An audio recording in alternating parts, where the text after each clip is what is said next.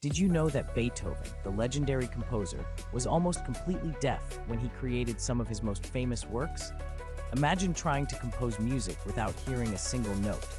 He actually used to place his fingers on the piano to feel the vibrations. This is like trying to enjoy a concert while wearing noise-canceling headphones. This shows us that barriers can be broken and creativity knows no limits. What if you could turn your challenges into your greatest strengths? How do you think music would change if we all faced such challenges? It's a thought worth pondering.